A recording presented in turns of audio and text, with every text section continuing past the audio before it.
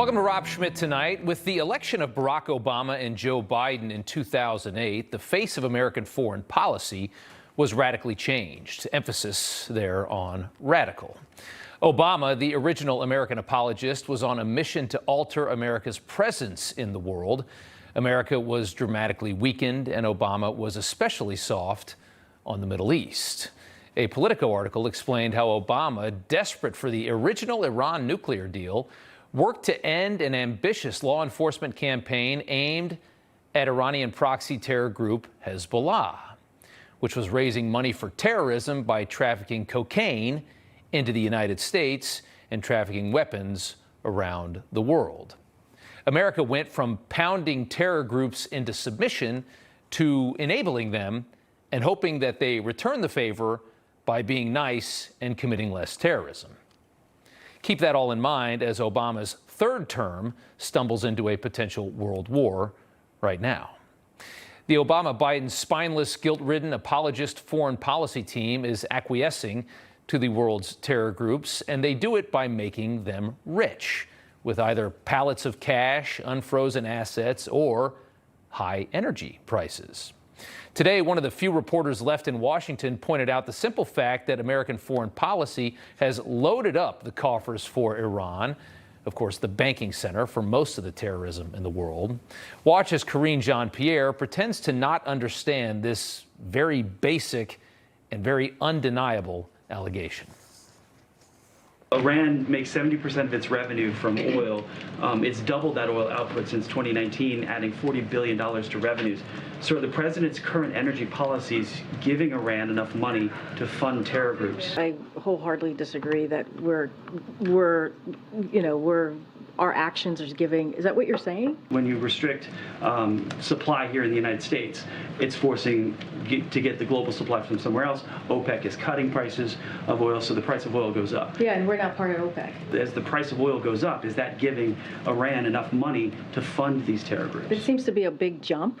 And so certainly I'm not going to speak into that type of hypothetical. It sounds like a hypothetical that you're asking me, so certainly I'm not going to wade into this. She just has no idea what he's talking about. It sounds insane. It sounds like a hypothetical. It's a conspiracy theory, the disingenuous, totally unqualified press secretary claimed. Once upon a time, the United States used a heavy hand on the evils of the world. It's rarely reported, but Hezbollah is not confined to the Middle East or Lebanon. Hezbollah, thanks to big money from Obama-Biden, is everywhere. A Politico article from 2017 outlined how the terror group had expanded into Latin America, into Mexico. The article explained how Trump was trying to go after Hezbollah in America's own backyard, Hezbollah in Mexico. The Trump team on a mission to counter all the wealth and expansion that a Shia militia terror group had seen under his predecessor. Hezbollah now has a political foothold in nations all around the world. You probably never imagined you would live in a country where one president would appease terror groups by making them wealthier and more dangerous. But you did from 2008 to 2016, and now you do again. And the incompetence doesn't end with the Biden administration. It extends to the anti-Israel globalist embarrassment that we refer to as the United Nations. It's about what you'd expect from the UN, but last week, just 10 days after a Hamas massacre, one of the worst events we've ever seen, funded and supported by Iran, as we know, well, the UN allowed its missile sanctions on Iran to expire. Just let it go. Opening up even more money for Iran to support terrorism and these kinds of heinous acts all around the world. That's your United Nations, with its headquarters right here in New York City. The socialist who leads the UN has openly lacked any outrage in the wake of the Hamas massacre. When he finally did speak, his message to the world was, yeah, but Israel kind of deserved it. Take a look. It is important to also recognize the attacks by Hamas did not happen in a vacuum. The Palestinian people have been subjected to 56 years of suffocating occupation. They have seen their land steadily devoured by settlements and plagued by violence, their economy stifled, their people displaced, and their homes demolished. Israel's fault. That's the guy that runs the UN. That's what he said publicly as the head of the UN. Now imagine what he really thinks. Think about that. As I often say on this show, we do give credit when and where it is due. And today, our Secretary of State, Antony Blinken, did lay a pretty heavy dose of guilt on the UN Secretary General. Right now, the Biden administration is desperate to conceal their obvious share of the responsibility for the situation in Israel. They know that they've stirred the pot with their policies. They helped Iran fund all of this by dumping money on them. Their Middle East policies have turned the world from incredibly quiet to a lit match sitting on top of a tank of gas.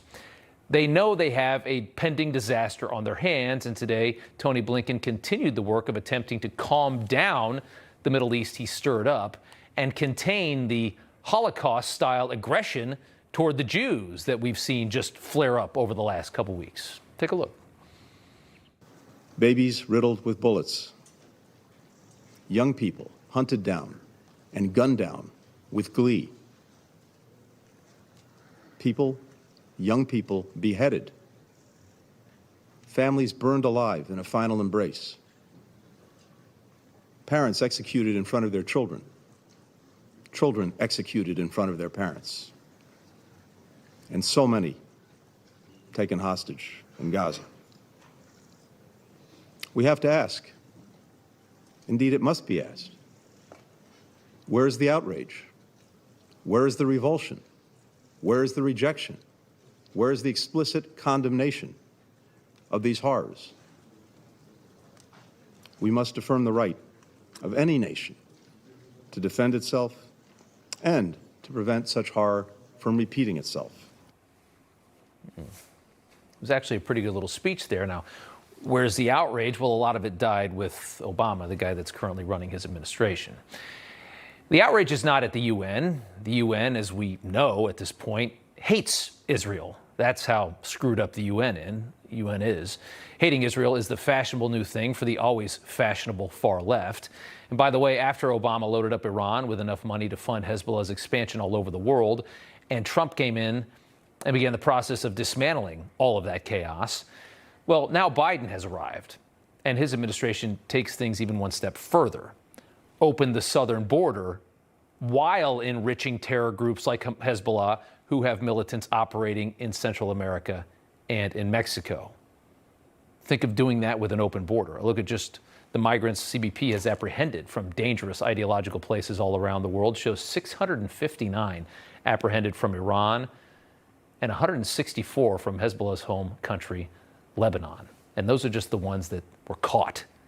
The Biden administration opening up the border while dumping money on international terror groups. Not even Obama was that crazy.